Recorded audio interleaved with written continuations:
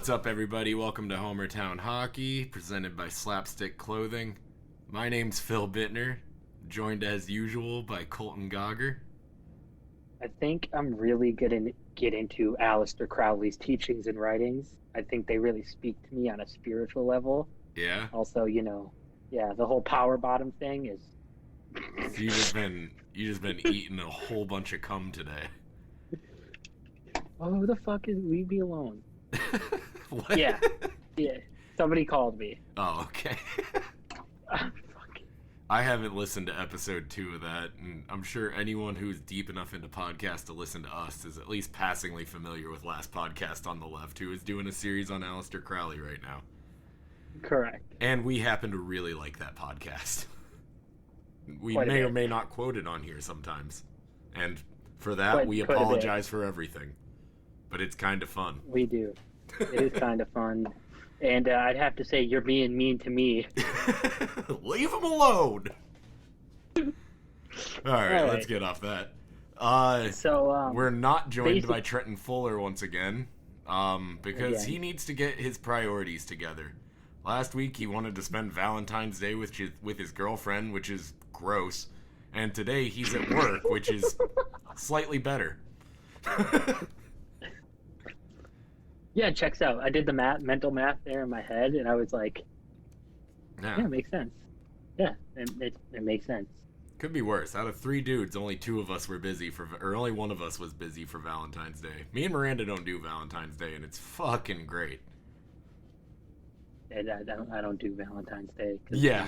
I'm I'm single. Get like a whiskey with your dad. I don't know what that was. Yeah. Self-lube, baby.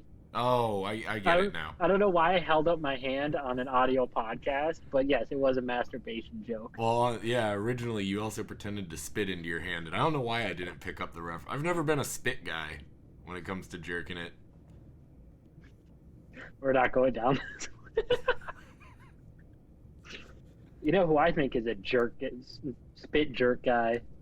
Oh, God, I can't wait for this transition. Connor McDavid. Yeah. Oh, man, this is our best segue we've ever had, speculating on how Connor McDavid lubricates his penis. You're on your own here. You continue this into the topic. So there's not a lot of news this week, because I think I was reading that like 62% of the NHL games this week had been changed or moved or altered, including the one that was supposed to be happening right now. But I will rant about that later. Yeah, things are going great. Yeah, everything's things are going fine. really well. So basically, what I'm going to do is there's not a lot to talk about. There's some milestone-y things. We'll go over some of the minor news that happened this week, and then we'll get into some hot stove speculation stuff, because there's quite a bit for whatever reason. Yeah, and it's all super substantiated. Yeah, right. But we will start with the first milestone, or I guess piece of news, is that Connor McDavid hit his 500th career point. It only took him 369 career games to achieve that number. Is that good? Tied Sidney Crosby for 8th fastest all time. Heard of him.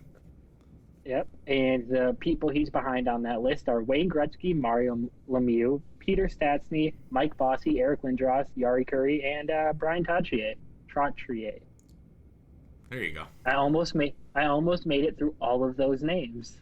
I think it's just Trottier. I don't think there's a ch sound in there. I could be wrong with that one. I think you're mixing Trottier and Trechik. Maybe, but I think it's Trottier. Thinking about buying that jersey earlier this week invade into your head? Yep. Did you order it? I forgot to. It just completely slipped my mind. You didn't order that Road Soda jersey either, did you? Son of a bitch.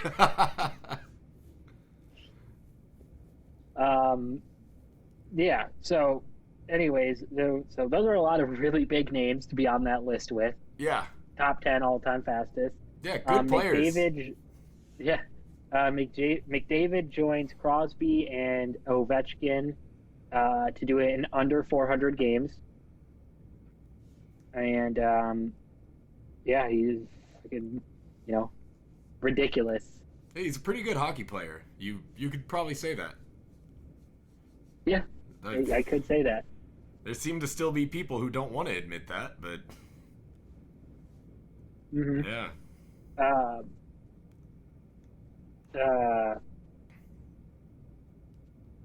Yeah. It's crazy. Like, and then I don't want to go do the research, but I could pull up what Wayne Gretzky had at that point in his career.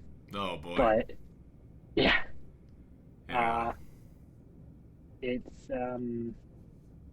It's ridiculous. Oh wait, I found it actually right here. Connor McDavid reached 469 points on his 24th birthday. By his 24th birthday, Wayne Gretzky already had 1,050 points.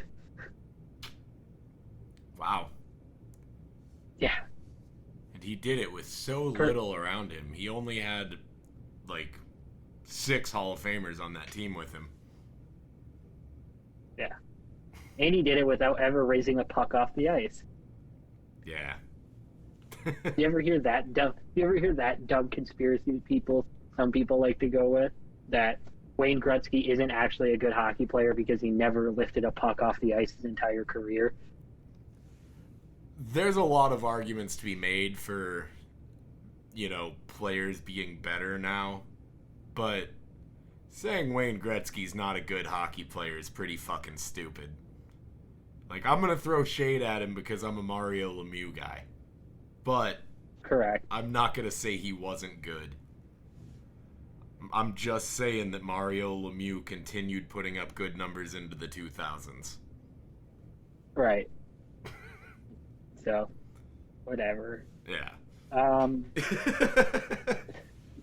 Don't want to humor that one too much. No, not really. Oh, we got plenty of time to have the Lemieux-Gretzky debate. This is the episode to do it. I haven't done enough straight up research to sit down and potentially provide a better argument, especially being someone who didn't really get to see either play. I was alive for both of their careers, but they both retired. One retired in '99, and when did Lemieux retire? Officially in 2005. Yeah, so I was for 10 the last time. 4. Yeah. I'll say that if it weren't for Lemieux playing those years where he was just hanging in there to help the Penguins sell some tickets, basically, if it weren't for those years, he would have the higher points per game out of the two, despite the back problems, which I mean, obviously the cancer too, but the cancer, he kicked cancer's ass and it was done. The back problems, I think, hindered his career more than the cancer. For sure. He would have, if he had the longevity, he would have broken Gretzky's records. I've seen the argument for both. I've watched highlights for both, but I've never sat down and objectively looked at it to think who I personally think is a better player. I mean, to me, it's Wayne, but like I said, it's hard to argue against it. When you argue for Lemieux, you're arguing in the land of hypotheticals, and I'm well aware of that. And that's why I don't really engage in that debate that much. I'll have the conversation with someone like you where it's a conversation, but I'm not going to argue it, I do believe if he had had the same bill of health as Gretzky, that he would have broken his records. I believe that he was the better player given his size and the era that he played deeper into. Mm-hmm. But you can't really argue against Wayne. He at least undeniably had the greatest career of all time. It's also, you bring up the health thing. It's remarkable just how healthy Wayne Gretzky stayed throughout his entire career. Yeah. Until the end, where you could tell he was tired and kind of worn down. Yeah. But you could also point out that Lemieux played a physical game and Gretzky played I'd almost compare it to him old time Patrick Kane's game. get off the puck, get around the guy, and get back to it. Well, in Kane's case, I don't know how much Gretzky had to get off the puck with his skating back in those days. Not much. Yeah. All right. Yeah. We had the Gretzky Lemieux talk. Let's go back to players that are actually playing hockey. I think that would be a good thing for us to sit down and have like a hijinks episode about. Yeah. Yeah. That actual debate. Yeah, so, and you can come with your Gretzky argument. I'll come with Lemieux, and Trent will come with Bobby Orr. That's actually kind of perfect. It is kind of perfect. Yeah. Okay. Write it down. I'm literally typing it right now. The Toronto Maple Leafs acquired Alex Galchenyuk from the Hurricanes in arguably the weirdest trade. Wait, did we talk about this already? No, we talked about the last time Galchenyuk was traded on the last episode. We recorded in the one day between when he was traded to the Hurricanes and when he was traded out. Yeah. Traded to the Maple Leafs from the Hurricanes in exchange for Igor Korskov and David Warsofsky. Not even close to how it's probably pronounced, but no, he was a Penguin. Good for you, it's Warsofsky. Oh, really? I think so. I don't know. He was never up for long. He's basically a career AHLer. He's a decent player. I don't know. He's gonna look great for the Marlies, I would assume. Considering that he's one of the guys that's been called up due to injuries multiple times, I would assume he's a good leader to have in your AHL system.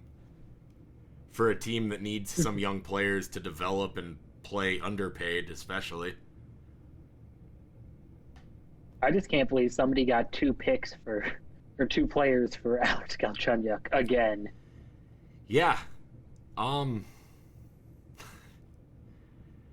He's not far from setting the record for most times traded. No. I think he's like got 2 or 3 trades behind I think the record is 7. He's 3 behind. Wait, hold on, let me check. I want to say it's 8. We are killing it today. Mike Sillinger and Brent Ashton were both traded 9 times during their NHL career. So the record is 9. And what is this 5 for Galchenyuk? 4. Okay. No, 5. He got traded to the Wild. Did he get traded to the Penguins? He was part of the Kessel trade. Okay, so that's 2. He was traded. Wasn't he traded traded from? All right, he was traded from Montreal to Arizona for Max Domi. So there's 1. Traded to Pittsburgh for Kessel. We traded him for Zucker. You traded him for... You just let him walk, didn't you? Okay, so then he went and signed... Who did he start this year out with again?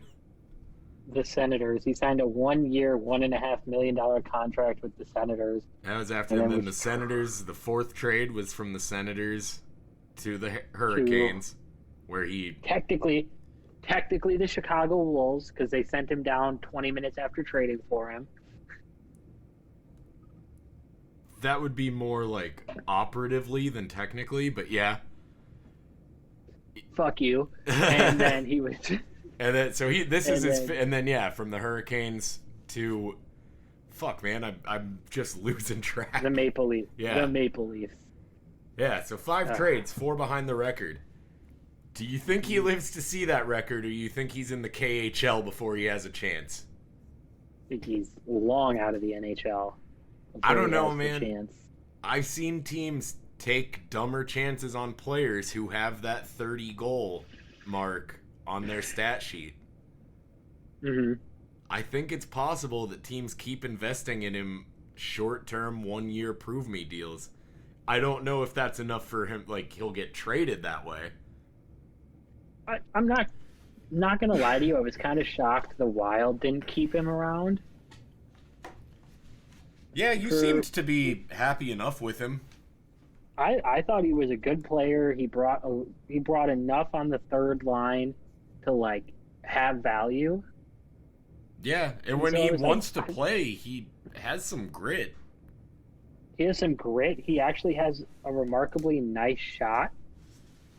So I don't know, man. Like I'm not going to say I'm disappointed, but I was more like, man, that's really not a guy you would want to keep around, especially if he's only going to take a 1 year, $1.05 million contract. Well, you had to clear up space for Nick Bjugstad. Yeah, we did.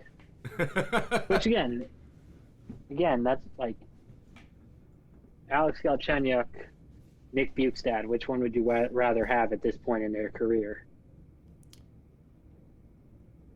Oh, that's a tough call. Kind of the same player. Given the salaries, though, I think. What are you guys paying Bjugstad? I think I might have to say, if it's at the price point that they both have, I might have to say Galchenyuk. He is currently on a $2.05 million contract from the Wild. Okay, for $2 million, probably Bjugstad.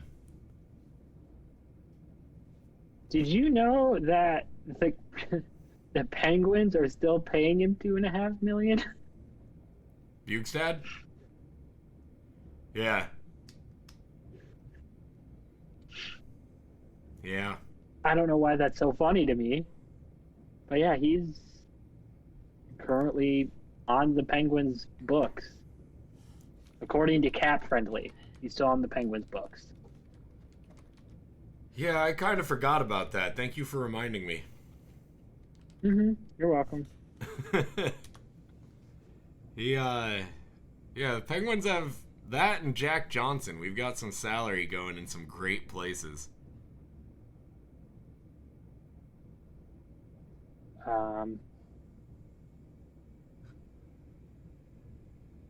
Jesus Christ. Yeah, interesting. Wow. And the Panthers are still paying him. So he's just getting it from all over. That is... Yeah. I think we gotta stop talking about Nick Bjugstad. I think it's important that we do that. I don't mind it. In 2022 to 23, we have to pay Jack Johnson about $2 million. Well, he's going to need that money after his family stole all of it. I like how I suggested that we stop talking about Nick Bjugstad and brought up Jack Johnson. That's so much better. I just think we should avoid being a contract-based show. Anyways, the Ducks cut Adam Henrique. Oh, man. This is something I super give a shit about.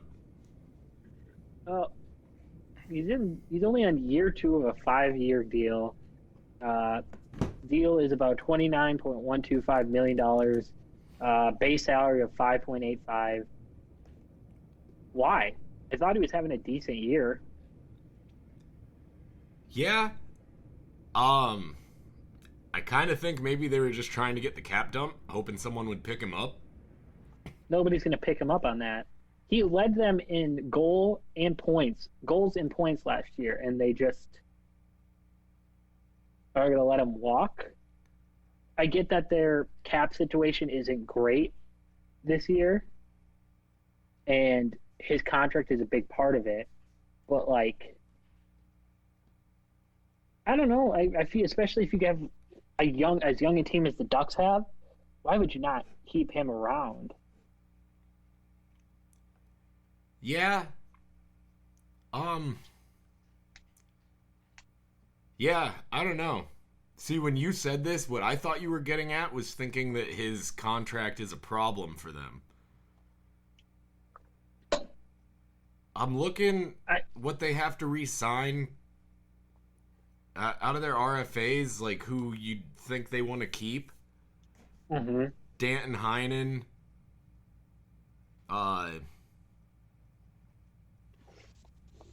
maybe Sam Steele. Comtois you probably want to keep. I don't know. I don't really see the advantage in shedding this contract if you're them. And if you're going to say you're unhappy with the production from the contract, he led you guys in points and goal. Like, that's... Yeah, I don't know. I don't know. I think that, that about $5 million mark for a third-line center who usually gets about 50 points a year, like, I think that's fine. He's not their third-line center, though, is he? He's like their second or first. Yeah. Getzlaff, I would assume, is still the first. So I guess that's kind of an issue, is you don't really want him to be your second-line center. No. But, I mean, that's a whole separate issue from the contract. Granted, in 16 games this year, he has 3 goals and an assist. Not the best. Yeah, no. And the Ducks are terrible. Outside of Gibson, they're pretty fucking bad. Yeah, well, I mean, that's been kind of the thing with them for a while now. Right. And he's also 31 years old, which, take that for, I don't know. It just, I don't see anybody claiming him off waivers right now. I just don't. That's a big contract to potentially have to just, and especially in a year with revenue and all that shit, we're probably going to see a lot of teams need to. And I think that's a lot of what this comes down to, is the reduced revenue. Yeah, all right. I'm looking at their line combinations. It's showing Sam Steele as their number 2 center. So I would assume that was him playing behind Danton Heinen and Jakob Silfverberg. Which, not a great situation. Those aren't great wingers, but you should have more than 4 points in 20 games with them. I think Danton Heinen's, he's not great, but he's a piece. He's a solid piece to have. But yeah, I don't know, man.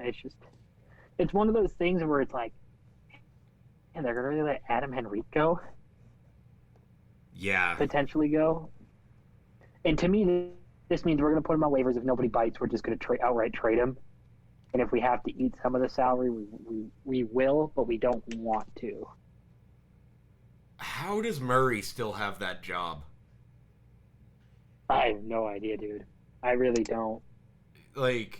So what I was saying, like I said, I thought that you were talking about this, wanting to talk about this as in you thought this contract was a major issue for them. No, because I told you, I haven't really thought of Adam Henrique much since that 2012 run, which was his rookie year, where he had a 30-goal season since then too, but that was more of a fluke. He's fine. He's like a 50-point, 15 to 25 goal a season player, 40 to 50 points. A couple times right at 50. But just talking about Doug Murray. So that's more the direction I wanted to go with this. Is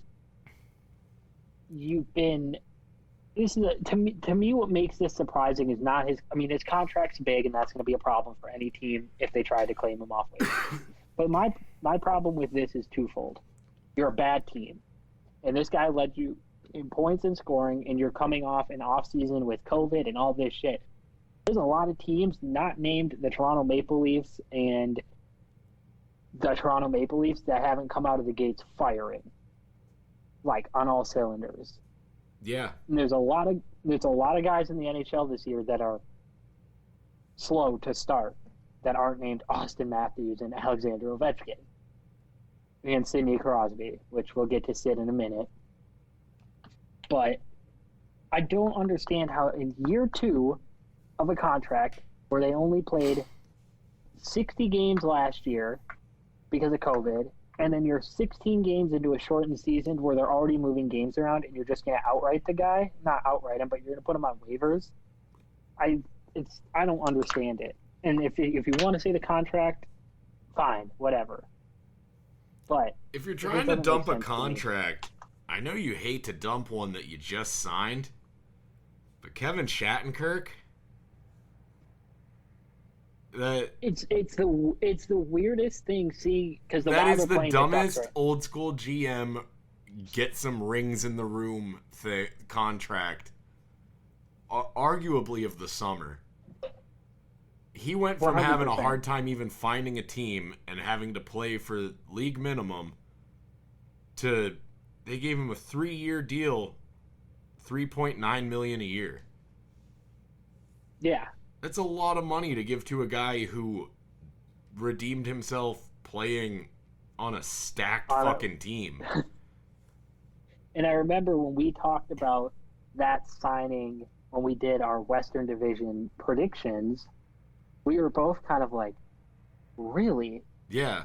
Like, that's the move you're going to make. And I think we both had questions about it in general. And I think you also brought up the same thing about Doug Murray. It was like, what are you doing?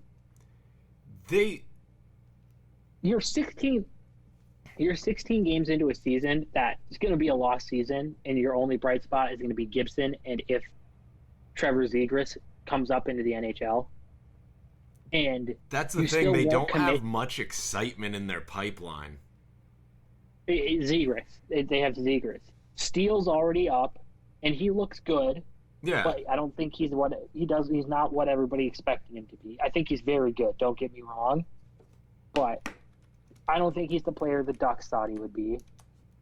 But why not commit to a rebuild over the summer instead of committing to it in the middle of this season? Yeah. You're 16 games in, man. You can't. I mean, I get you don't want. Is like you said, you just signed a guy for a 5-year deal, and after year one in a shortened season, it's hard to justify saying bye. But also at the same time, just do it. If you just do it. Well, and they've kind of worked themselves into a situation where even the good young players they have, I like Max Comtois. Mm-hmm. But who's gonna help elevate these kids? You know, yeah. Ricard Raquel's been on the verge of I want to like him. I want him to be good. I also may or may not have both him and Comtois on my fantasy team and be rooting for them. I have Raquel on my fantasy team as well. Yeah, and like that, they're both good players, and that's the thing with all their young players. They have some good young players. I like Silfverberg. I think Silfverberg's a good player. I know he's not technically young. Yeah, he's 30. But I've liked Silfverberg for a long time. You know, Comtois, Lundstrom looks decent. You know, is it just me or did Silfverberg being 30 kind of sneak up on us? He's been around a minute, man. Like he's been in here. I know he's been around a while. It's just, man, some of these players make me feel old. How old is Yanni? Who? The center or their defensive pairing, Yanni Hakanpää. He's 28.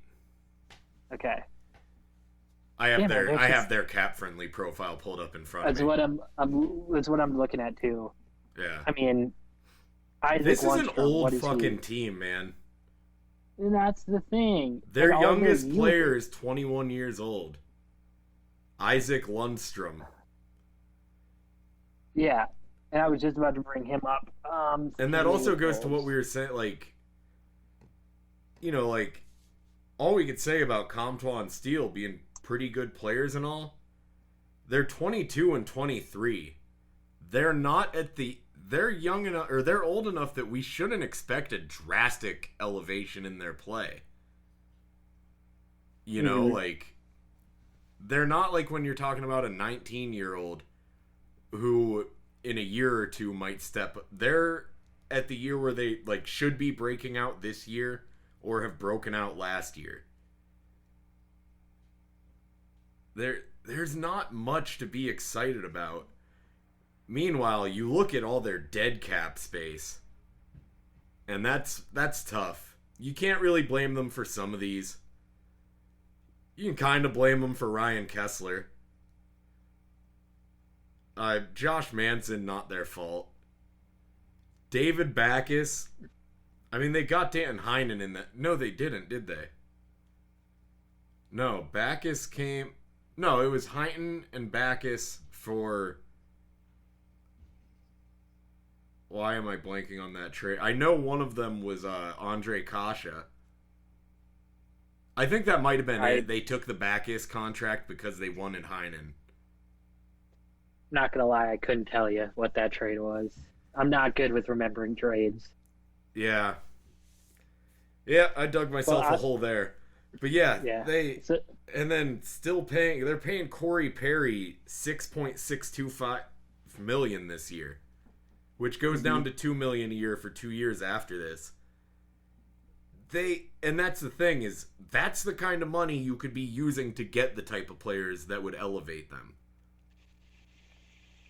Even, I mean, at the very least, a reclamation project type player who he needs a change of scenery. They need an established player to elevate them and see if, like, at least take a shot at it, because that's better than what they have now. I think to answer your question of why they waited till now to commit to a rebuild instead of over the summer is because GMs like to keep their jobs. I think he thought maybe he could pull this together, and now he's kind of... That seat's got to be getting a little warm. And now he's scrambling to see what he could do right now. So I have their AHL roster pulled up. Nothing great. You have Zegras. You have their youngest player is Braden Tracy. Everybody else, like my age, like 95, 94, 92, 91 for Andrew Agrazino. Sonny Milano is down there.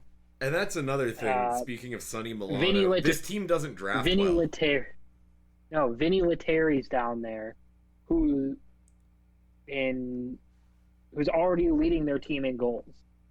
What's the harm in bringing Vinny Lettieri up and giving him a chance?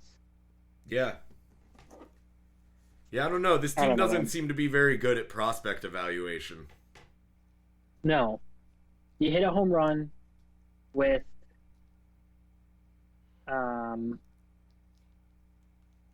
you hit a home run with Zegras. Yeah. Now what?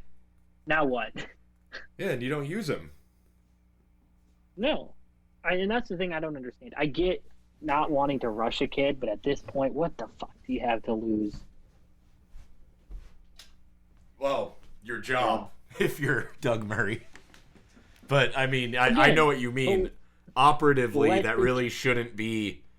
I mean, you fucked up when you're doing something like keeping a player like that down because you have to worry about your job. Mm-hmm. And we know he's got the skill. We know he's got all the pieces. Just start him. Yeah. I'm over talking about Adam Henrique and Doug Murray. Yeah. Oh, and Brendan Gilly. There was a... Yeah, right? Fucking golden acquisition. Yeah, it's just... You get a guy that couldn't crack the roster in Buffalo. Which we'll talk about Buffalo in a minute, too. Oh, we are? Well, we will. Because we have to talk about Eichel at some point. Oh, man. All right. There's one player from Buffalo I don't mind talking about. Yeah. We'll talk about your guy, Sidney Crosby. Plays in his 1000th game tonight. Yeah, here in like 6 minutes. Yeah. So just to be ready for it, I Googled Jack Eichel. Top stories. Number 1, SB Nation. Why the Minnesota Wild should seriously consider acquiring Jack Eichel. Is that why you want to talk about him, Colton? No, I didn't even know that. I wanted to have a discussion about, is it possible that they move him? But anyways, so your guy Sid, sitting in his thousandth games played. Yep, you can't talk today. And I know I brought this up in our little group chat, but like, why all of a sudden am I hearing all these rumors about them moving Sid? Like, that just doesn't seem like even remotely a smart thing to do. And I'm assuming it's just rumors and speculation, but it's not even rumors. It's hypothetical thought pieces on if they should do it. This is nothing new. The Crosby-Malkin trade rumors, that window between 2009 and 2016, where Fleury was struggling in the playoffs and people were starting, and also at that time, Crosby, Malkin, Letang, and Fleury's contracts were much bigger compared to the cap space at the time than they are now. And there was a lot, it was kind of like what people say about Toronto. Like, can this team win while paying those 4 guys that much? Difference is there wasn't a 3-year frozen cap at that time like there is now, which is a difference with the Toronto situation. Also, Matthews and Tavares are no Crosby and Malkin. I would say Matthews at his ceiling could be a Malkin. Same for they're kind of like a Malkin and Malkin. But I don't know, man. I just read today Sidney Crosby reiterated that he wants to be a Penguin his whole career. He doesn't want to play any. And I was going to bring that up. He literally was like, "What? Why? Where would I go?" Like he basically is like, "I plan on being here my whole career, and I don't really give a shit about people thinking I'm gonna get traded or saying I should be traded." And he referred to these as a new thing he has to deal with being asked about, basically. Like, I don't know. The Crosby rumors are stupid to me. Malkin and Letang rumors I can understand. Crosby he's the heir apparent to Mario Lemieux. I don't know about like eventually being a part owner of the team or anything, but as far as just the Penguins wanting him to be, Pittsburgh values those players that play their entire careers in Pittsburgh, like as a city. You look right now at what the Steelers are doing with shithead under center. Hines Ward. I don't know. I'm not gonna go too much into that because as I'm naming people, there's guys like I was about to say Jerome Bettis, and I'm like, he got drafted by the Rams. He got traded to Pittsburgh. Yeah, the Pirates. I mean, you can't really use Clemente as an example for horrible reasons. Or Bonds. Oh God. 40-40 season, and he demanded a trade. Not even the greatest Pirate of all time, Jason Kendall. Right. Childhood hero, Colt. Don't laugh at me. Not laughing at you at all. It explains a lot about the stories I've told you about what a dirty baseball player I was, though. Yeah, yes it does. And it also explains the pain of being a Pirates fan. Says the Minnesota Twins fan. Wait a second. Jason Kendall was arguably the best base running catcher of all time. And I had the best defensive catcher and hitting catcher of all time. Joe Mauer. I thought so. I am so out of touch with baseball nowadays. This just isn't a baseball podcast. I'm just saying, the only person I think even in the argument with Kendall for base running catchers is Craig Biggio, but he became a fielder. They tried that with Kendall. It absolutely did not work trying to hide him in left field. He was terrible out there. All right. Yeah. Going to the other speculation is Jack Eichel's name keeps popping up specifically from, kind of all started a couple days ago. Well, yesterday, really, with I'd say it heated up. Right? I think it started like 4 years ago. Right. Definitely got a new flame on the fire when a Bleacher Report article was published, basically saying it's time for Buffalo to face reality and trade Jack Eichel. That's funny. I have that pulled up right now. Quoting, and basically, you already have one pissed off player in Rasmus Ristolainen who said at the end of last year that we have a bright future, but we've been saying bright future for 7 years now. I'm not sure when it is. And the rumor mill kind of started over the offseason. It died down, and then with the wave this season, I mean, you saw the picture that was floating around of Taylor Hall, Jack Eichel, and Rasmus, all heads in their hands a couple nights ago after a brutal loss. Yeah. And I think which is just, I mean, that summarizes where Buffalo sits right now. See, the thing I think a lot of people mix up here, though, is when people say that Buffalo needs to trade Jack Eichel, I think what people don't realize is that the real issue is that Jack Eichel needs Buffalo to trade Jack Eichel. Mm-hmm. Buffalo fans are pretty impatient right now, understandably. What do they really get out of trading Jack Eichel? You have I will say this, from what I've seen, Buffalo fans have just had fucking enough. You have fans calling to come pick up their cutouts. Because they don't want their cutouts to be seen at the stadium, in the arena. Because they don't want their cutouts to be seen at the arena. They don't want deceased family members to have to watch the team anymore. I have a pretty good friend who's a Buffalo Sabres fan, and he's just I'm done. I'm physically not watching the team anymore. Yeah, we had last season, we had the phone call that went viral where someone called into a sports radio show just screaming on the verge of tears. And I feel bad for Kevin Adams, their general manager, because he's not in a good spot with that team. He said he's received calls, but I mean, it's also a matter of, is Eichel really as frustrated as people want him to be too? I hate that, because if he says he's frustrated, Jack Eichel, ever since, he gets a lot of shit dumped on him that isn't under his control. As the captain and best player of the team, people like to project onto him that it's his fault that the team sucks. When he's frustrated, they say he's being a prima donna and that he's toxic in the locker room. If he doesn't show that frustration, they say he doesn't care and that he's toxic in the locker room.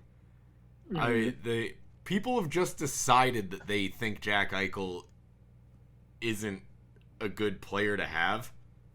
And it really starts with he tried to avoid the thing that teams do where they take advantage of the lack of leverage they have in restricted free agency. He took a stand for himself against that, and people don't like that because they have a problem with how much kids get paid to play a game, but not a problem with how much people make off of those kids playing that game. I'll never understand that.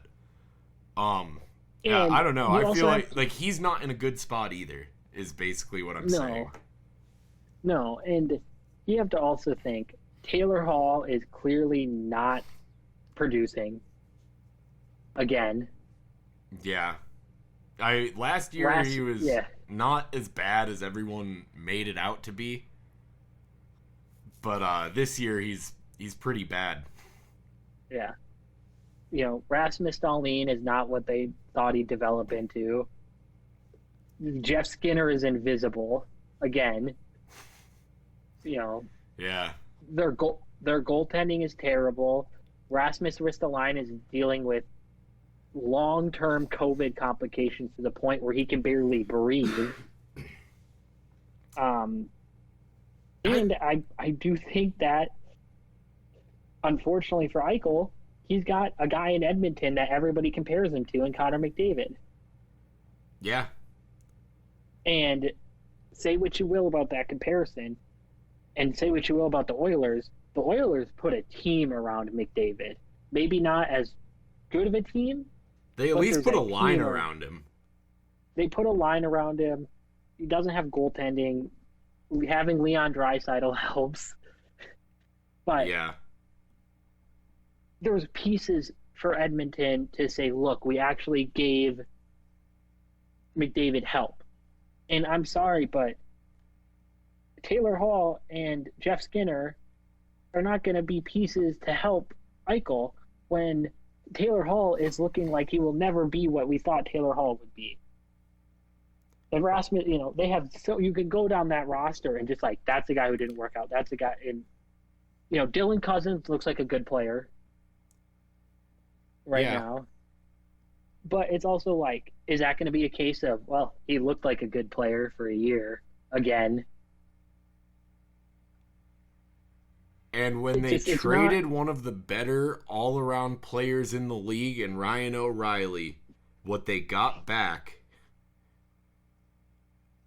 was Tage Thompson. It's like they just looked at his measurements and said, we want that guy. Like they looked at when he was drafted and his size. And it's like they just did that without even I saw a stat the other day. He had a year in college. He got 1 point at even strength. Mm-hmm. This is one of their top prospects, who at this point struggle to even call a prospect. For sure. I don't know. And the other thing too is I think Hall would be the first domino to fall as opposed to Eichel. Yeah. If that was the case. Hall would be the first to go. Eichel's in the third year of his $80 million 8-year contract. He doesn't have an NTC right now. That doesn't kick in until 2022, 2023. He has a $10 million cap hit, which is high. It's a big cap hit. Who has $8 million to get Taylor Hall as a rental right now, though? This is Eichel. Yeah, I know. I'm just saying, with you saying that Hall is probably the first domino to fall. Mm-hmm. He has a no movement clause, but I'm going to go out on a limb and say he'll probably waive it if they ask him. Who, Eichel? You think they? No, Eichel Taylor Hall. Yeah. Eichel's contract, I think, is just fine. 8-year, $80 million. I don't have any issue with it. It's a $10 million cap hit. That's big, but again, like we talked about with, he's a top center. Who wouldn't pay? I'm sorry, but if the Minnesota Wild somehow went and added Jack Eichel, I would shit my pants. Yeah, because who wouldn't want Jack Eichel at this point? Yeah, well, and a center of his caliber, $10 million about the going price right now.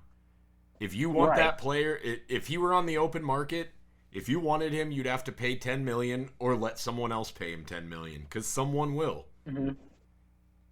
Like, yeah, that gets into the argument of worth versus value. But I think Eichel, especially if you were to put him on a better team, I think not. Value is if someone else will pay him that's his value. If he can get it somewhere else, that's his value. But even if you're just talking about his worth, if you put him on a good team, he's worth $10 million. Right. And here's the other thing too. The fact that Kevin Adams was brought in by the Pagula. I don't know how to pronounce the owners. I think it's Pagula. I've heard both. I've heard Pagula and Pagula, but yeah. Who clearly haven't done a good job running this Sabres franchise lately. Yeah, I mean, ever. Yeah, they really got that whole city's hopes up. People were very excited when they came in. And, right. I mean, boy, I gotta tell you, it's a real shock to see billionaires let a bunch of people down. But, yeah, because it's again, not. Uh, yeah, it's a franchise that is falling apart at the seams, and I think to the point where you could look at them and say they're almost in a worse spot. I mean, not worse spot because Arizona's winning, but they're in just as bad of a spot as Arizona right now, because Arizona has these kind of issues year in and year out. If you put this team in a market that isn't so ride or die for their teams, then easily as bad as Arizona. Mm-hmm. I think the nature of Buffalo fans in general, they'll do the things like show up to collect their cardboard cutouts. Mm-hmm. As a whole, that fan base will not stop supporting their team. Oh yeah, no, they'll love that team till the day they die. Yeah. But I don't know. It's sad to see, because I sit here and say, like, I wouldn't mind to see a good Sabres team. No, Dominik Hasek was my favorite goalie of all time. Right, and I loved the Sabres when I was a kid, and they had the old jerseys especially. Right. I mean, and it's sad to see in a place like Buffalo, where clearly we just saw what the Bills did to go to the AFC Championship game, and the city fucking lost its mind. You're telling me a hockey city like Buffalo isn't waiting for this team to be good again? If they made the fucking wild card spot, that city would do the same. Yeah. It's just, I don't know. Also, all they have to do is make the playoffs for Jack Eichel to get a Hart. That's all they have to do. If they make the playoffs, Jack Eichel gets the Hart Trophy. And we talked about that exact scenario on our podcast. We talked about their division. I said, if they make the playoffs, just give Eichel the Hart. Give it to him. Yeah. Well, and, he's one of those players. They want to give it to him anyways, but for some reason we've decided you have to be a playoff team. Right. Which, in a sense, kind of makes sense, but at the same time, who fucking cares? The dude deserves a Hart Trophy at this point. Yeah. Ugh, fucking ridiculous. Yeah, I don't know, man. Buffalo is just a mess. Like you said, I'd like to see them be good, but it's like until this year, it's like a Cleveland Browns thing, where it's just like, it's bad. It's been bad for a long time, and it looks like it's going to continue being bad for a long time to come. Their only chance, it really is, like, I don't want to say they should trade Eichel, but, like, the thing is, when you trade a player for future assets, you are trading a top center in the NHL for 16 and 17-year-old kids at the end of the day. Bingo. And you're putting a lot of faith in your GM to use those assets well, to draft well, to put the pieces in the minor league system to develop them. You're putting a lot of faith. Like, I said the same when it was hockey hangover, when Colorado gave up Matt Duchene for basically a bunch of futures. And I was apparently wrong on this, but at the time I didn't really trust Joe Sakic to manage the assets they got.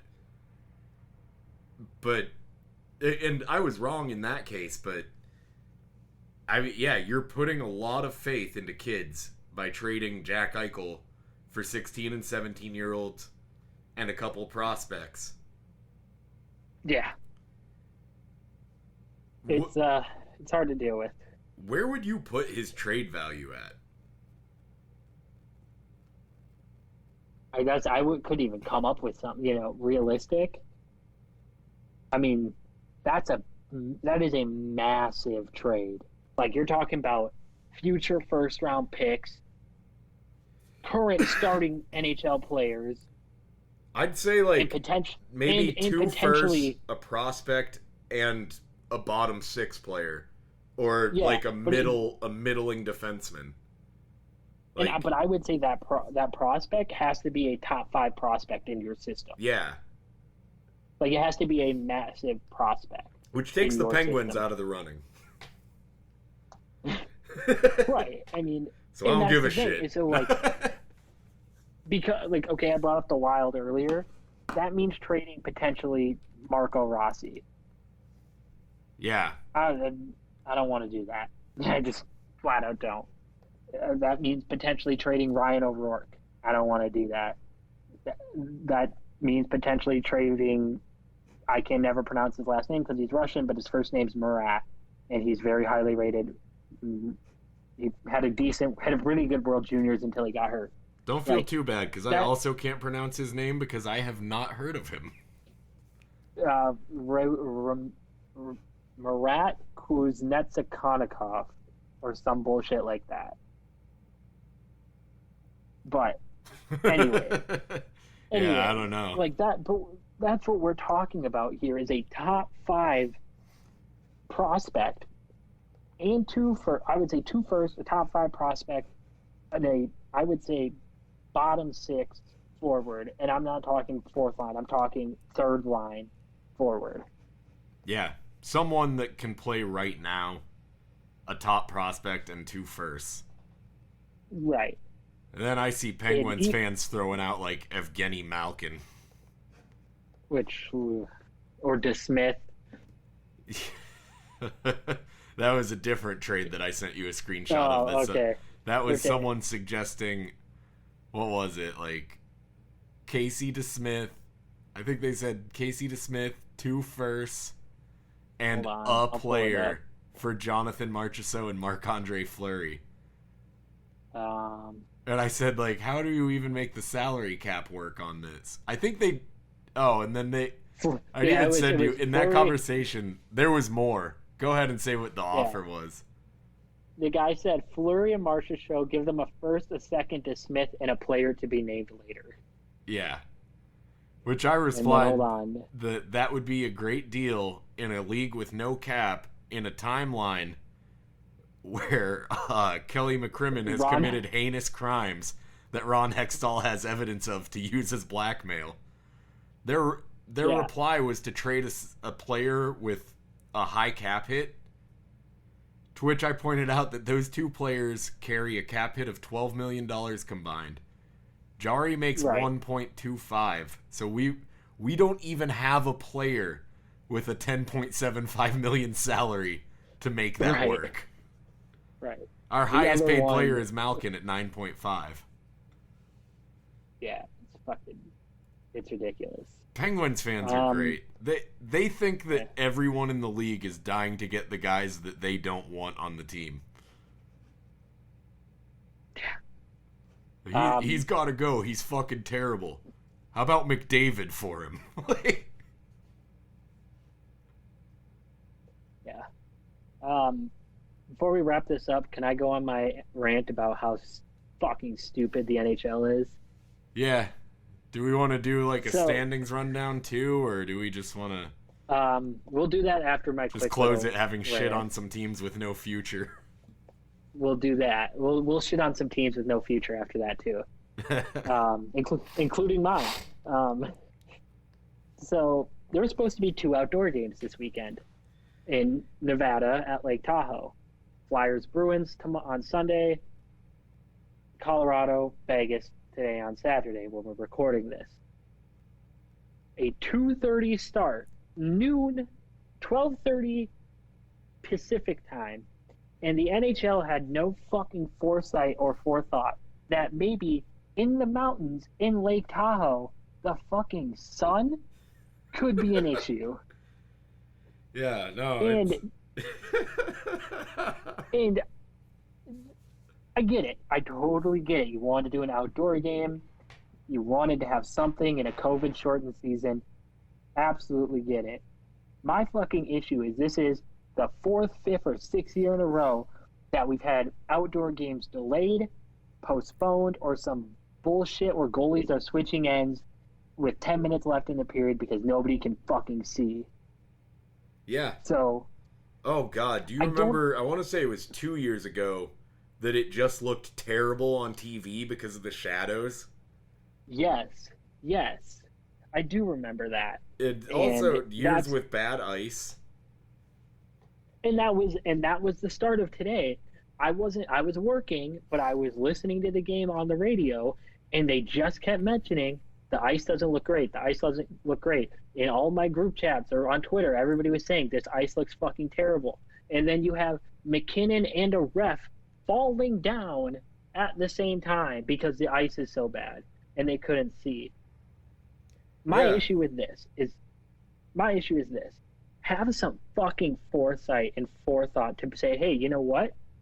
If we're gonna do these, let's just make them night games. You brought lights for a reason. Yeah, it's for that mountain backdrop. And I fucking get it, but you don't have. And I'm sick of these warm weather games. I get it was 25 degrees out there, so it's cold enough for ice. But when within the first 5 minutes, everybody's going, oh no, the ice is shit. What are you doing? How could you not put together a capable ice system? How could you not have foresight to say, maybe the sun is going to come into a factor here? You had a game in Los Angeles 5 years ago where it rained. It rained during the game. Yeah, the 2011 Winter Classic in Pittsburgh. Yeah. You could make the argument that the bad ice conditions partially played a role in almost ending Sidney Crosby's career. I was in Pittsburgh for that, and they set up a separate outdoor rink outside of Heinz Field. And me, my dad, and my Uncle Ed went down to watch, they had kids' games going on out there. Boy, that was terrible fucking viewing. But it was cool to watch, outdoor games and stuff. Yeah. But it was raining the day of. The game kept getting put, okay, now it's going to be at this time. As it gets to be about an hour or so before that time. They're like, okay, now it's going to be back to this time.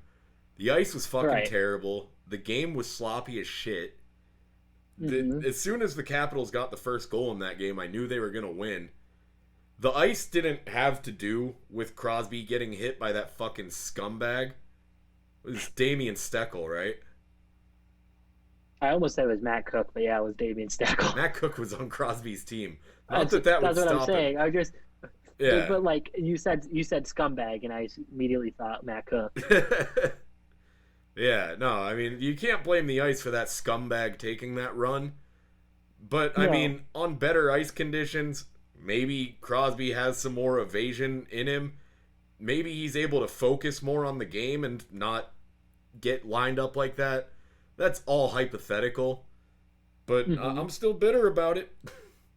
Right. And that was a good team that fucking played like shit come the playoffs because Crosby and Malkin were both hurt. And then... For sure.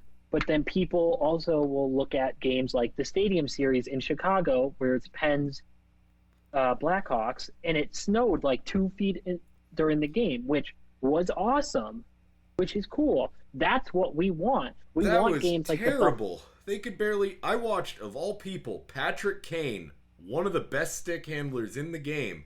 Just couldn't carry this puck. He was skating, and it was in warm-ups. He's skating with the puck, and then suddenly the puck hits a snowdrift and completely stops, and he keeps skating his stick's still moving for a second, and the puck isn't there anymore. That was a terrible game. I almost paid $500 to go to that game, and I would not have been able to see it from the seats I would have gotten. No, you wouldn't have. But my point is, people want to recreate that first outdoor game, which was Penn's Sabres. The snow globe game. Yeah. And it was perfect. The NHL got it right, and there have been instances where they get it right. Wrigley Field was great. Wrigley Field was... Blackhawks, Red Wings. Yes. That one was awesome. The one at Fenway went great. Yeah. They did it under the lights. Yankees, the Flyers game. Rangers Flyers. Rangers Flyers, yeah. And it had one of the best goal celebrations of all time that we were talking about. One of the best what? Goal celebrations of all time. Yeah. When Rupp scored like his second or third goal of the year and did the Yager salute and pissed them right. off. Which team was Yager on at that time? I can't even... He was a Flyer, right? He was a Flyer at that point. Yeah, so the Flyers were all pissed off. I just love the mic'd up moment when one of the guys from the Flyers is talking to someone from the Rangers, and he's like, he's irrelevant. Like, he's got like 3 fucking goals all year, and he's going to do that when he scores and mock Jaromir Jagr, and the guy goes, I thought it was pretty cool. Right. I just... It's a cool thing. It is the NHL's biggest moneymaker every year. National game, great thing. Listen, if you're gonna do it at Lake fucking Tahoe at 12:30, how about you just put it at 7? Just make it a primetime game. Put it on NBC under the lights. It's gonna be cold enough. I don't understand what the big deal is. There's a lot. This is an episode where we have time for this. Finish what you were saying. But then we can just talk about things we think could be improvements. Let's wrap it up with just talking about improvements for outdoor games and sites we'd like to see them at. And I'll get to my rant because my team fucking lost their Winter Classic this year. So, yeah. And this is the bullshit it got replaced with. Anyways. Yeah, I could see why this seems a little extra stuck in your craw than I expected. I kind of forgot about that aspect of it. Yeah, because it would have been when we had a fucking polar vortex here in Minnesota. Because it was just as cold January 1st. I mean, I don't know if you want them playing in a polar vortex. No, it wasn't as cold as it was last week, but it was cold. It was undoubtedly cold. Anyways, the other thing, too, wrong with what the NHL got wrong with the Lake Tahoe game. Yes, they were in Nevada, but guess what's closer to Nevada than Vegas? The Bay Area, San Jose. You put San Jose and Vegas on one game, and then you can still have Colorado come out there because it's a good idea. Mountains, Avalanche, perfect, done. Whatever. Yeah, rather than in the year of reduced travel, flying Boston and Philadelphia Flyers out to Lake Tahoe. Yeah, and that's the other thing. Like, I mean, that's... If you're going to get Vegas, that's their biggest rivals, is the closest team. The Sharks! It's the Sharks! It hurts my head. Like, there was no... I get it. If you're going to put an outdoor game on... In reality, is the average NHL fan going to give a fuck about Vegas Sharks? Not even average NHL fan. Non-NHL fan who flips on NBC, are they going to say... I was going to say, I think, a lot of NHL fans enjoy Vegas Sharks. Yes. I'm more meant an average person. Yeah.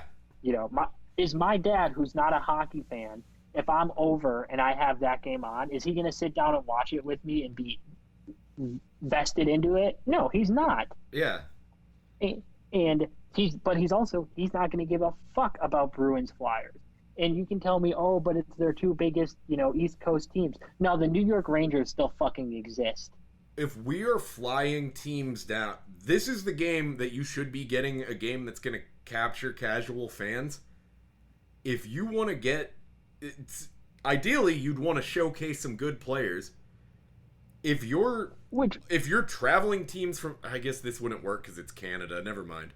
I was going to say Edmonton, Toronto. Right, you can do. So if you're trying to keep the bubble alive, you're telling me that potentially 2 rivals, if you're going to already have Colorado there, and Minnesota just lost the Winter Classic they have been asking for fucking 15 years, that's a huge rivalry. And it's sometimes it's a good game. Yeah. Because sometimes we don't get blown out. Yeah. Sometimes we don't get blown out. Yeah, no. Like, when I take Colorado on the money line, you guys hang in there every time. Right. Or on the puck line. I just don't quite...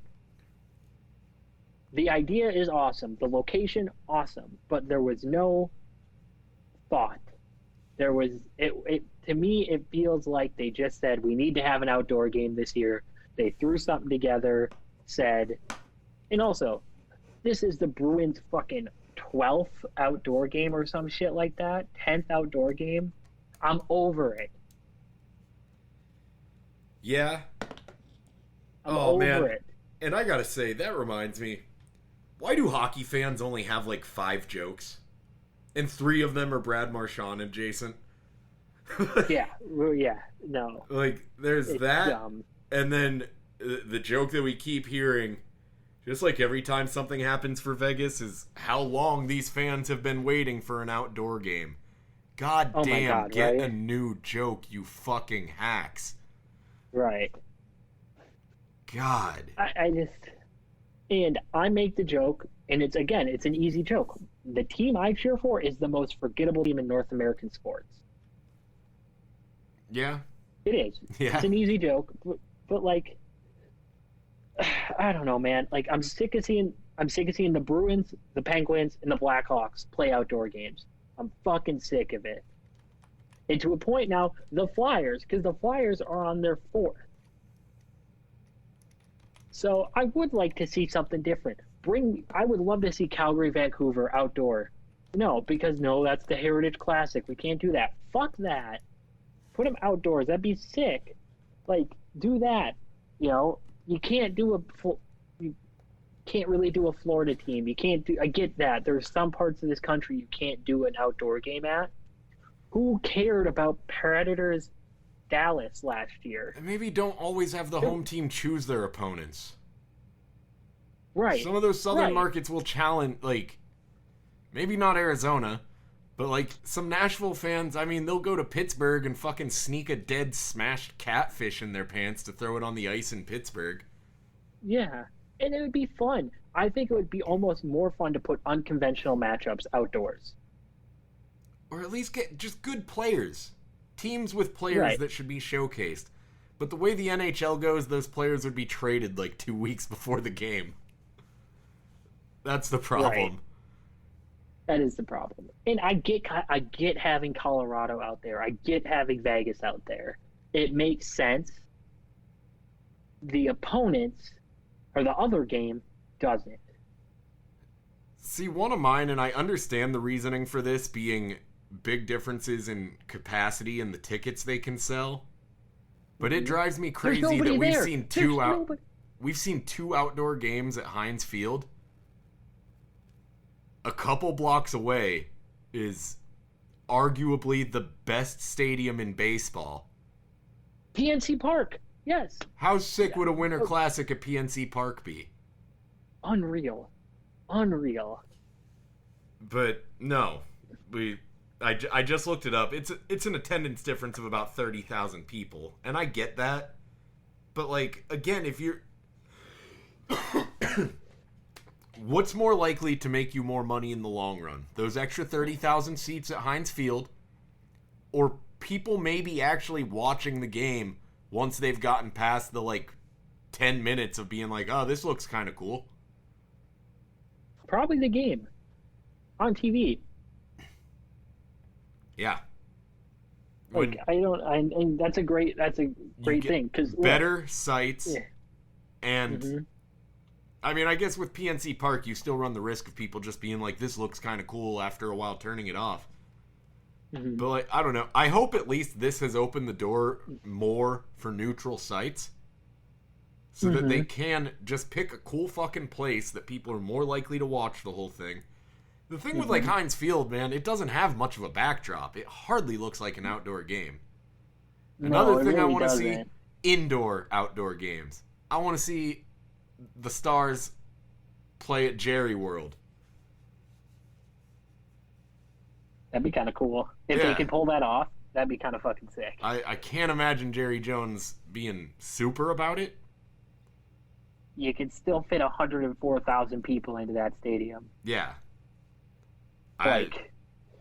Well, to me, the coolest one is still Ann Arbor. Yeah.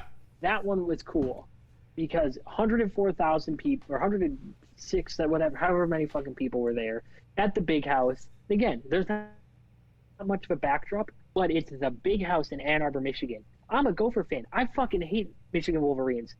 Objectively, that's fucking cool. Yeah. Well, and that's the thing. It's if cool. You're gonna... Like, that's the thing with Heinz Field. There's not much of a backdrop other than that one open end zone, which has ruined a lot of Steelers kickers. I won't get into it. But, yes. It's only 68,000. Right. It's not worth it for the lack of,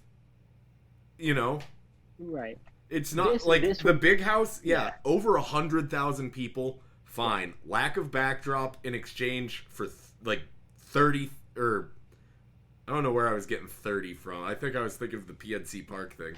38,000. Yeah. But yeah, over 100,000 fans there. Right. And again, we want to talk about cool neutral sites. Wild fans would hate this. I wouldn't, because I think it would be fucking sick. Wild Blackhawks, Lambeau Field. That would be awesome. Yeah. Are you kidding me? Again, would make a lot of Wild fans and Vikings fans very angry. But 90,000 people at Lambeau Field. It's in the Midwest, so it's going to be cold. Again, I just said I don't like seeing the Blackhawks on every outdoor game. But okay, you don't even have to do that. You can go some random matchup. You could bring the Florida Panthers up there. It also, to some extent, tests the market for seeing... I think the NHL should consider Wisconsin for future expansion or relocation. It's kind of a trial run at that to see how much appetite there is. And the other thing with Green Bay, Wisconsin, I mean, if you're talking about capturing casual fans, they have the gamblers.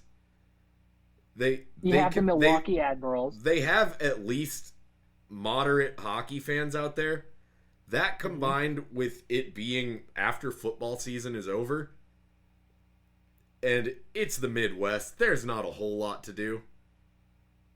I mean, Packers season is never over by January 1st. So that'd be better like Stadium Series. But even then, there's not a lot to do in Green Bay, Wisconsin when the Packers aren't playing. Even then, if you're going to say it's a Stadium Series, a neutral site Stadium Series in Green Bay is a home run for the NHL. Yeah. It just flat out is. Everything about it makes sense. It makes too much sense for the NHL. You play Bang the Drum after every goal for both teams. Play Todd Rundgren all day. Dude, and that's my frustration with the NHL. And I don't know if it's necessarily towards Gary Bettman, but it's something that is so smart that they just won't do it. Yeah. Also, New Year's Day. Everyone already knows what they're fucking watching. Every sports fan knows what they're watching on New Year's Day, and it's not fucking hockey. It is the biggest day for college football of the fucking year. And we try to throw on the fourth most popular sport to compete with it. And I get it. And that's the other thing about having it at noon. Well, we got to get it in before the national championship game. Or not national champion, before the New Year's Day games. Yeah. Nobody gives a fuck. Especially now that it's a playoff system. Nobody cares. Yeah. Nobody cares. I mean, I guess that's true with the playoff system. New Year's Day has lost a little bit of its luster in college football. No. It's not as big of games, but it's still that they're on all day. No. It's even bigger now because it is a playoff system. So those two games mean everything. Yeah, you're right. So you're telling me I don't watch a whole lot of college football these days. The Hawkeyes I love. Yeah, fuck you. Hawkeyes are a frustrating team to be a fan of. I'm a Gopher fan, bro. Sidney Crosby just almost scored a nasty fucking goal in his 1,000th game. Yeah. I don't understand the idea at the time when all you were going up against on New Year's Day was the Rose Bowl. Makes sense. Yeah. It makes sense. And unfortunately for the NHL, these iconic venues they want to use, a lot of them aren't in cold weather places anymore.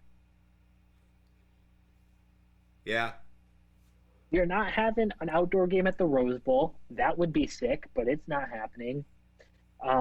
You're not having an outdoor game at fucking at Jerry World. Like, that's just not happening. There's so many of these really nice, iconic stadiums. Okay, you do it at Notre Dame again. Do it at South Bend again. It was a home run last time. And of all the years to get created, like, if anything, like, this is the year where the capacity doesn't matter. If you want to talk about somewhere that looks cool. Yeah. But that is also why Lake Tahoe was a home run. You don't have to have fans there. It's on the lake. Fucking brilliant idea. It's exactly what Hockey Day Minnesota does. It's not on a lake, it's next to a lake. They did play it on a lake one year. Went well, but they never did it again. I think there is a difference with the NHL. I don't know, like... Right. You talk about the towers that they have to have for the above view cameras and stuff. Just the production itself leads to a lot of equipment that you don't necessarily want to have over a pond. Oh, like I said, it's like I said, they did it once, it worked. They didn't go back to it. But this idea is a home run. Do it up in north in Lake Mille Lacs. Like, do it, Yeah. You have spots to pull off shit like this that would work. That aren't on the border of California and Nevada. I know it's further up north than where people think of when they think of those states, but it's, obviously not far enough up north. Yeah, it's California and Nevada.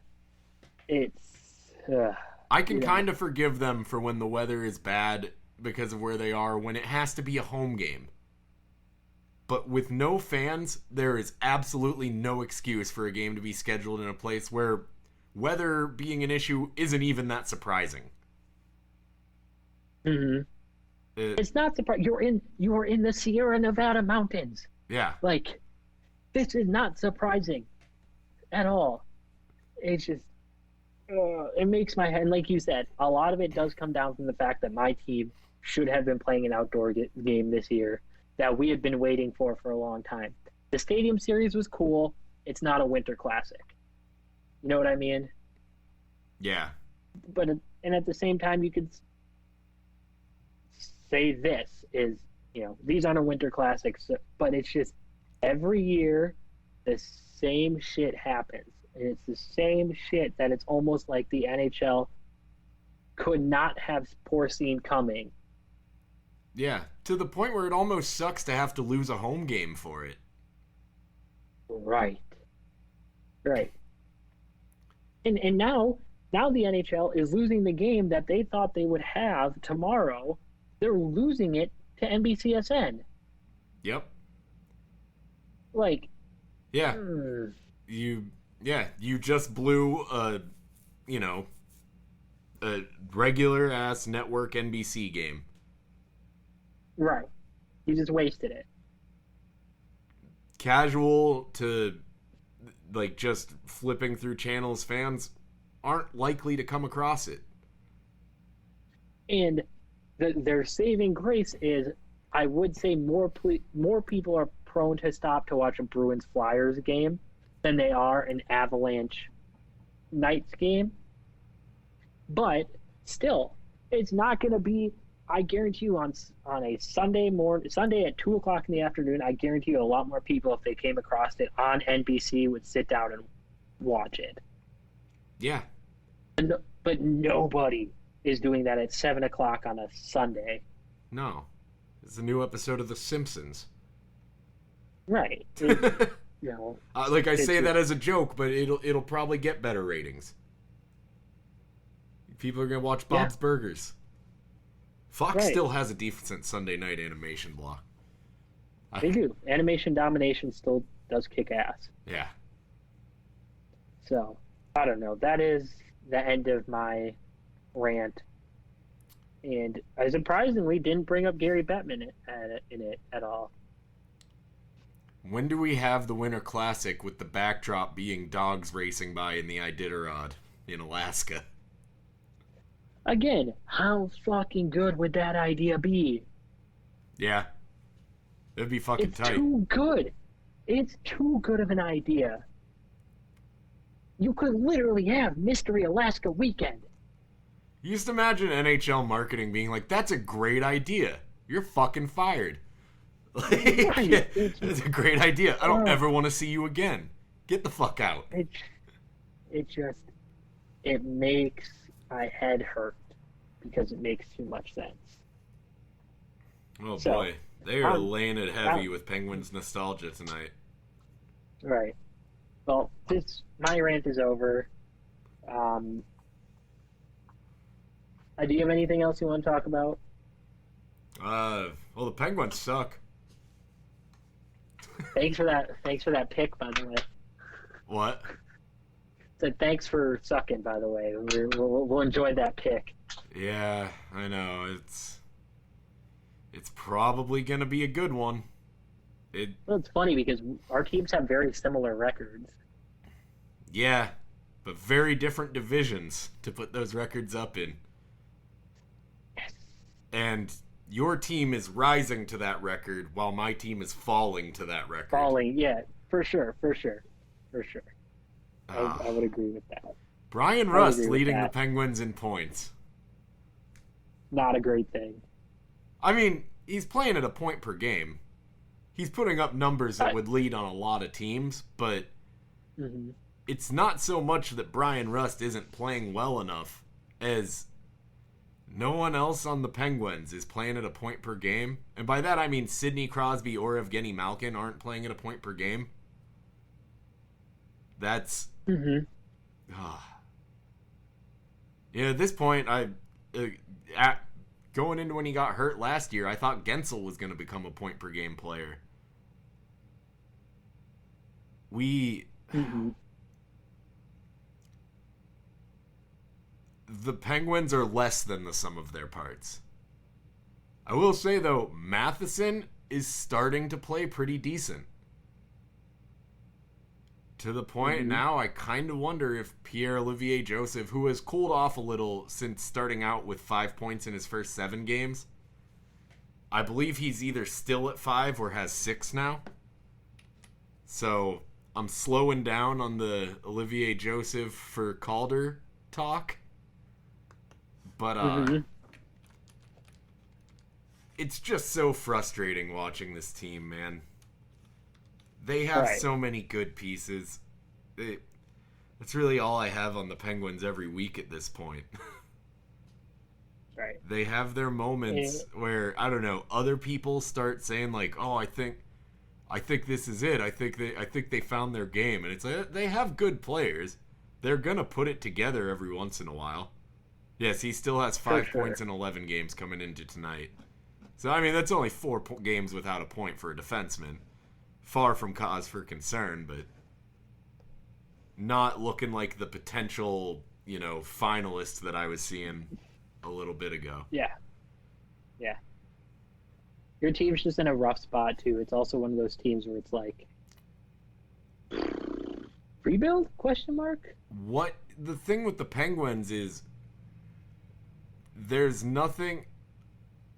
All the players they could trade to get better, either people don't want, or we really can't afford to. If you're with a new GM especially, you don't want to risk those trades being your first deal. Bingo. And I think that's kind of the area Billy Guerin falls into too, where they just do you want to make a big... I gotta meet my quota here. They just showed how the Penguins took the ice and everyone was wearing a Crosby jersey for warm-ups. And man, it made my heart happy to see Teddy Bluger wearing a Penguins jersey with a C on the chest. You fucking suck. All right, I mentioned Bluger, so we can wrap this episode up anytime now. I will ask you this. COVID, we kind of have with the fact that nobody's played this week. NHL still has that 2-week buffer at the end of the season before playoffs start. Do you think they're going to end up having to use a lot of it? Oh, what is it? I think it's, is it Buffalo or New Jersey who has to get, 47 games in 82 days? Yeah. Buffalo has to play, 54, or, not Buffalo. Who did you just say? The Devils. God damn. The Devils have to play something like 48 games in 52 days or some shit like that. It's not 52. Because they're already 16 games into the season. Yeah. So but it's some 40, crazy... It's 40, yeah. It's not good. Yeah. I mean, so, yes, too long didn't read. Yes, I do think they're going to have to use that entire buffer time. And I think soon the conversation's going to extend to... Do we need to lengthen that buffer time? Yeah, I can't imagine they don't. I don't see a way they don't lengthen that buffer time. Because like we've said, that date for their planned start isn't a hard date. It is we'd like to start by this date. If we don't, we'll figure it out from there. I think the saving grace for the NHL of this is if no one else gets in as deep as Jersey with these problems, My team almost did. My team almost did. But at least, yeah. At least with New Jersey, I mean, if you have to cut a team season just short and they don't get all their games, I think it's kind of okay if it's the Devils. But the Devils, and they're the Devils, yes, they're not going to make the playoffs, but they're not playing bad. There's a chance if they get hot, they could push for a spot. And that is a big part of where the problem comes in, because you don't want to, if they have 10 less games played than everybody, give them a playoff spot on percentage. But you also don't want to not go with percentage and be like, oh, sorry. That's how you don't have the points. Kind of how the Wild ended up making the playoffs last year, because they were 2 games short of everybody else just because of scheduling things, because they had a back-to-back planned later in the season that would have evened them up on games played, and the NHL made it off of, and the Wild made it to the playoffs based off kind of the NHL was like, you would have been there, you would have been close, so we'll, are we going to have another fucking season of a play-in game? Yeah, you know what, actually, the Devils are... percentage-wise, they would be 5th in this division right now, and not far down. Right, exactly. That's what I'm saying. They're not. I mean, they're not great, but they're pushing. Yeah, that could become a big problem if they keep at that same pace. Yeah. Oh boy. Yeah, well, I think and we should also mention that Nico Hischier is now their captain. Oh yeah. So, yeah. Well, he's a New Jersey Devil. Yeah, he is. I mean, good for Nico Hischier. Yeah, he is probably the best player on that team. Yeah, probably. Sure looks like Hughes is working out. I guess you don't want to go with no captain until Hughes is there. Right, exactly. By there, obviously, I mean in a position where you could justify him being the captain. He is a lot better this year. He's looked better. He has looked better this year, which is, I think, part of the reason why. They're a physical team, too. I watched them the other night, and I was surprised by just how, in your face they are. Yeah. They play a heavy game, man. I mean, they have been a tough team to play against for a while. Mm-hmm. They've had some speed and a reasonable amount of grit, and really a reasonable amount of talent, too. I thought Will Butcher was going to turn out to be a much better player than he's been since his start. Mm-hmm. Yeah. I mean, Jack Eichel leading. Yeah, 10 points in 12 games for Jack Hughes, not Jack Eichel. Yeah. Yeah, I mean, not bad. I mean, it's not bad.